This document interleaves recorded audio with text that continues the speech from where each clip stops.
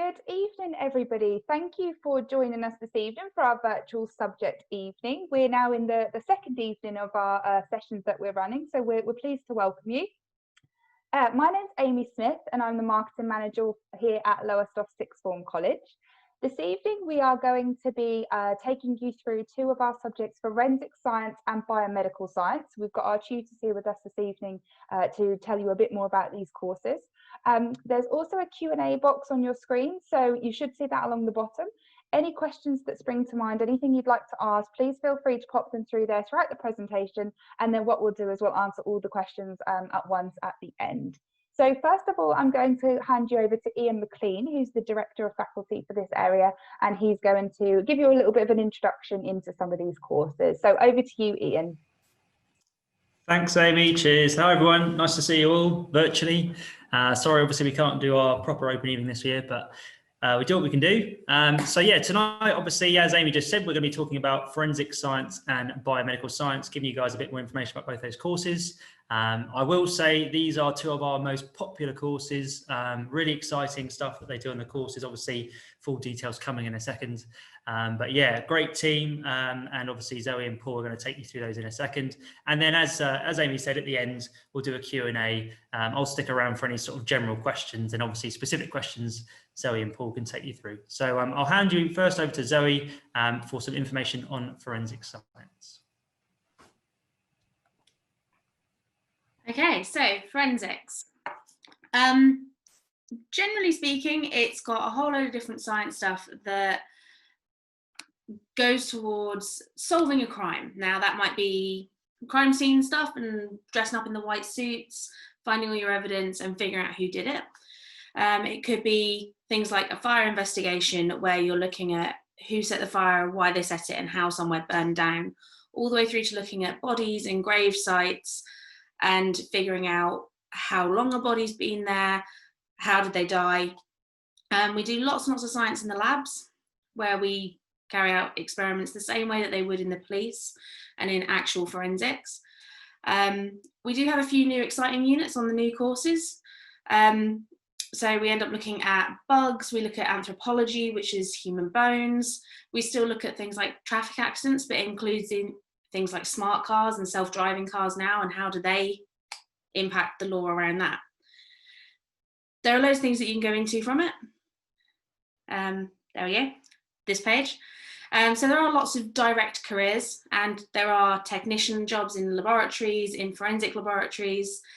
There are apprenticeships that the police now do, and you have to have a level 3 to go into the direct detective route for that. You can have a smaller level 3 if you wanted to go into the PC direct route, and that's usually the way that people get into the police now.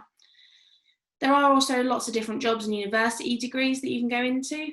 We have lots of students go off to do forensic science, criminal investigations, forensic psychology, criminal psychology, and everything that's kind of linked around that. We've had a few people go off to do biological sciences, teaching, social work, health and social care, and looking at legal routes in those types of areas as well.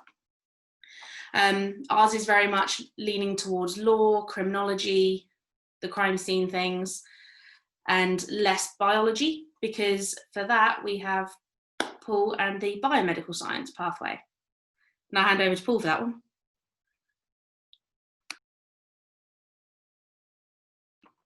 I think Paul's on mute.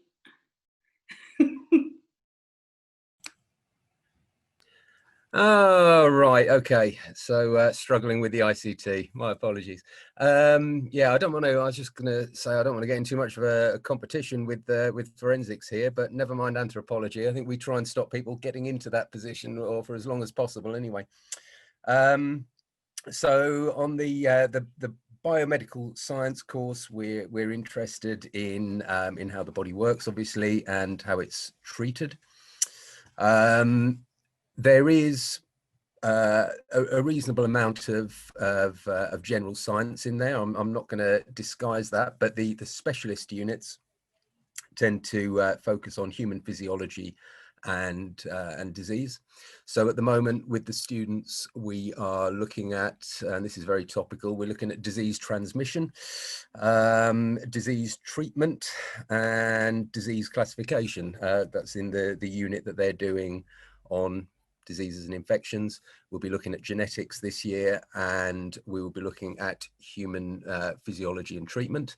And next year, we'll be looking at microbiology, control of human regulation and reproduction, and biomedical science techniques. So we kind of cover a wide range, because our students do go on to study in a wide range of fields. But we are a very large group, and we're a very successful group, and that's brilliant. Excellent movement of the slide onto some of the areas in which our biomedical students have gone on to. We're actually really proud because a year ago we had our first student go on to read medicine. She is reading medicine at Hull. Was also offered a place at UEA, but rejected it in favour of Hull. So, you know, who knew?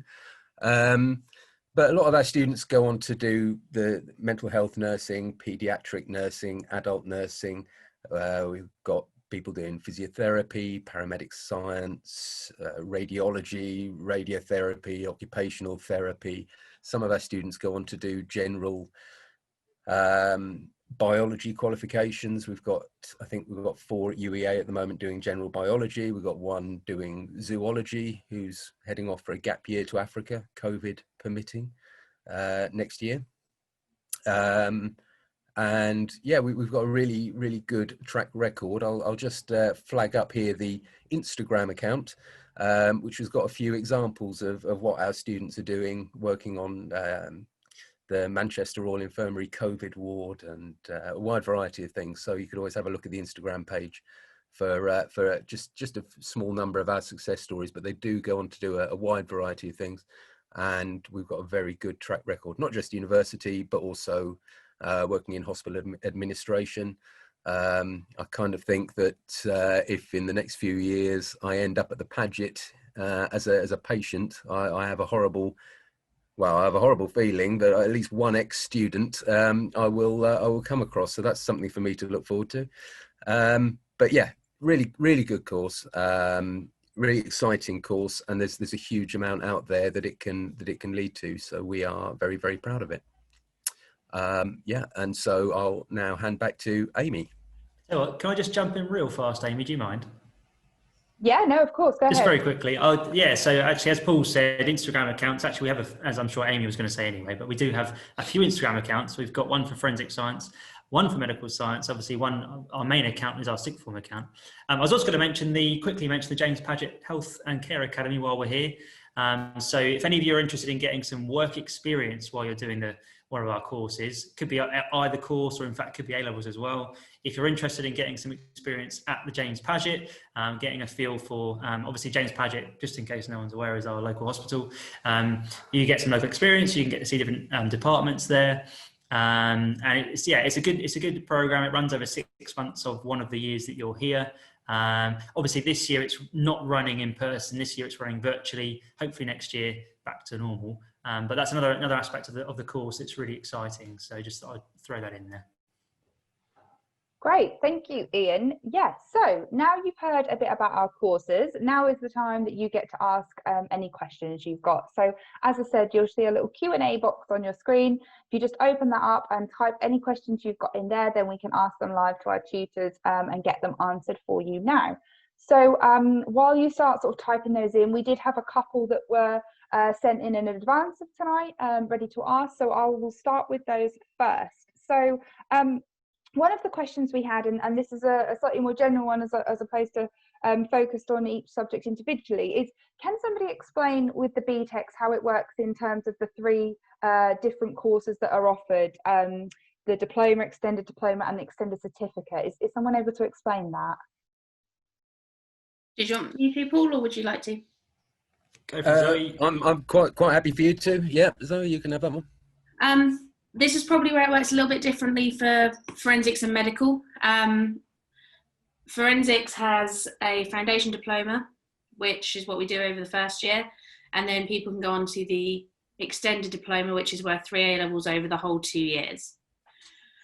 In the first year, you'd complete one that's 1.5 A-levels. We do have one that's in the middle size, but you'd still complete that over 2 years, and it's worth 2 A-levels. Most people do that alongside something that they have as an A-level. In medical, they tend to do, if they're doing 2 A-level equivalent, I think there's a lot of psychology that people do with it as their side A-level. A couple of people have done other courses, but it's normally psychology, I think, isn't it, Paul? Yeah, it's quite often psychology, but we've also had English and occasionally maths. God help them. Sorry, Ian. Yeah, I mean the large majority of our students are full-time students, which I must admit I quite like, because with the way the course is set, we have some mandatory units that we have to do. And they tend to be more the general science, the specialist biomedical units. More of them come in the units that the full-time students cover than in the units that the part-time, as it were, those running medical science alongside something else cover. So in fact, everyone this year in year 12 is a full-time medical student. In previous years, we've had a few who combine it with a different subject, but both options exist.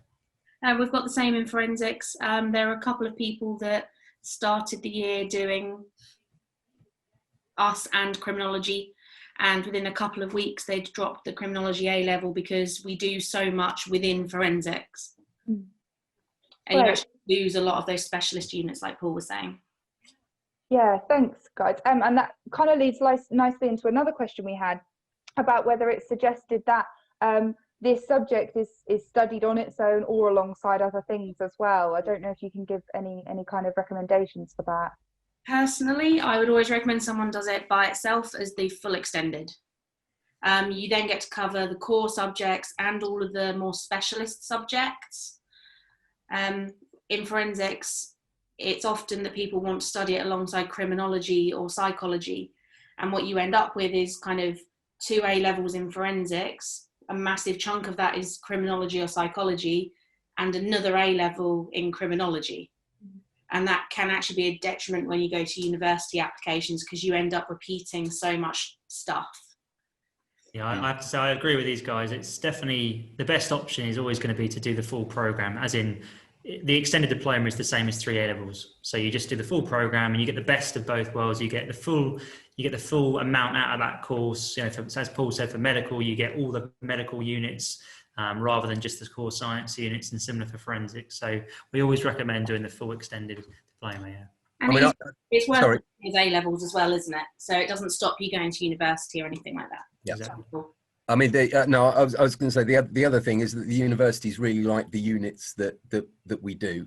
Yeah. And I mean, it's not all about universities, most certainly not. But I mean, a lot of our students do go on to university, and every time, and with every university, they like the units. So so there's no problem at all doing a BTEC on its own. Fantastic, brilliant, thank you. Question here, Ian, I wonder if you can help with this one. Somebody's asked, will the courses change at all due to the COVID rules, and how will the sixth form function in regards with COVID restrictions? I guess that's a little tricky to say for obviously next September when they join, but perhaps you can take them through sort of what we're doing at the moment to keep everybody safe. Sure, yeah, it's a good question actually. So yeah, as Amy said, we don't know where we're going to be in September. I mean, hopefully there's lots to talk about vaccines, so fingers crossed things might be somewhat back to normal. But yeah, so in terms of what we've been doing, obviously with where we're at, and obviously in lockdown last year. So the first question, will the courses change at all due to COVID rules? And the courses don't change. So the content that is being taught and delivered is the same. I might, in a second, I might pass to Zoe for that. There might be a couple of adjustments, I think, but in general, the courses don't change. The way they're delivered obviously has to change if you're in a lockdown. So when we were in lockdown, we were delivering the full course, but just via Microsoft Teams or Zoom. So we were kind of teaching through an online portal like this. The only downside, obviously, with the science subjects is the practicals. And I think there is now measures in place to deal with that. And that's what I was going to maybe ask Zoe for in a second. I'll come back to that in a sec. How will the sixth form function in regards with COVID restrictions? Again, when we're obviously still not in lockdown, so we run as normal. Students, of course, there is ultimate safety taken inside the building. Students wear masks, teachers wear masks, obviously unless they're eating. What else is going on? We've got hand sanitizers everywhere, so students and teachers are washing hands regularly. So we're taking all the measures that we need to take in terms of being in the building. We're keeping distance as much as possible. So we're doing everything we possibly can to stay safe. But yeah, like I said, we're always optimistic. Hopefully come sort of September, things will be, fingers crossed, back to some sort of normality. So do you want to mention anything about the practical side, or am I... No, there have been a couple of adjustments that BTEC has made for the practical exam. And it's just that they've changed the way that they ask us to do it. So instead of carrying out an experiment and then writing about the experiment you did, it's just that BTEC give you some results and say how somebody else did a theoretical experiment, and you just graph from that instead. Yeah, so I think everything's covered there. So yeah. Perfect, thank you. Another question we had in prior to this evening was somebody asked about entry requirements. Are there specific entry requirements for these courses with regards to GCSE results?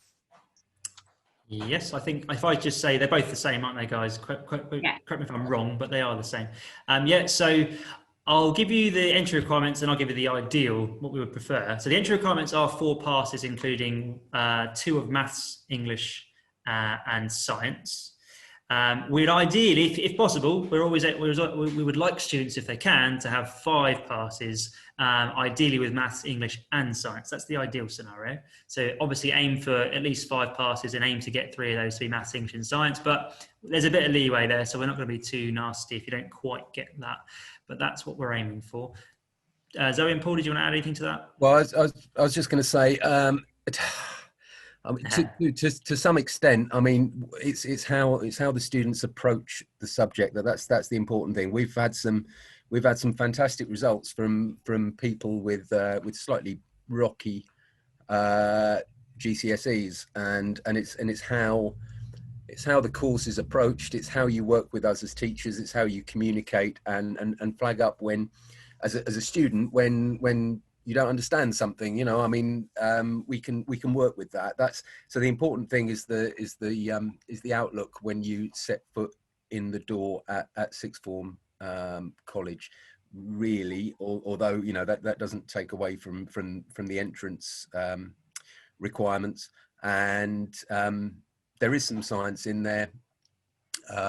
It's a little bit different. It's not the same as GCSE science. I've taught in secondary schools for a long time before sixth form, and I know what GCSE science is like, but there is some in there, and we don't want people to freak out when they see a test tube. Other than that, that's it. Yeah. Oh, you're on mute, Amy. Thank you. Great. Thank you. Had another question just come in now. Do you have to be really good at all the sciences to do well in this subject? I'm not sure which one this subject is, so maybe answer for both. But is it crucial that you're already good at science before you start these? I think is what they're trying to ask. It's probably more important that you're curious about stuff and that you're willing to learn it, because it's applied science. So it's taking some of those ideas and it's applying it to different situations. So somebody being ill for medical science, or a disease, or what happened at this crime scene. It's not just remembering equations or anything like that. So you have to have a little bit of knowledge in it, but you don't have to be getting 9s in all 3 sciences to be able to do well on the course. I think we have the entry criteria where they are. So obviously we do want you to be passing your science if possible. Yeah. And let's be honest, the higher science grade you can get at GCSE, I think the easier the transition will be up to the course, and it will just help with certain topics. So, but as Zoe said, it's not essential to be getting silly high grades in science. No. Great, okay. Sorry, Amy. Yeah, no, go for it. We found as well that everybody tends to have their stronger science. It even happens with us. So in forensics, Andrew tends to teach most of the chemistry because that's what he's strongest at. And I teach most of the biology because that's what I'm strongest at. So it says really good at all the sciences. So I'm assuming that that person's maybe a little bit unsure with maybe one of them. It'll be physics, isn't it? It's probably physics. Biased. But yeah, you don't have to be a superstar at all of them. Yeah, okay, fantastic, great, thank you. Right, I think that has brought us to the end of our questions. So all that's left to say then is head to our website on screen there, so you can apply now to join us in September 2021. So applications are open. All the information about these courses and all of the other courses we offer is listed on our website, and you can fill out an application form today. Also on screen is an email address, hereToHelp@eastcoast.ac.uk. This is the email address we use for any questions. So anything you think of after this where you think, actually, I really wish I'd have asked that, send an email to that address and then we will get it sent out to the tutors that are on the Zoom this evening so that they can answer and get back to you. As Ian mentioned, we are on social media, so you can start following the sixth form and get a feel for college life before you even join us in September.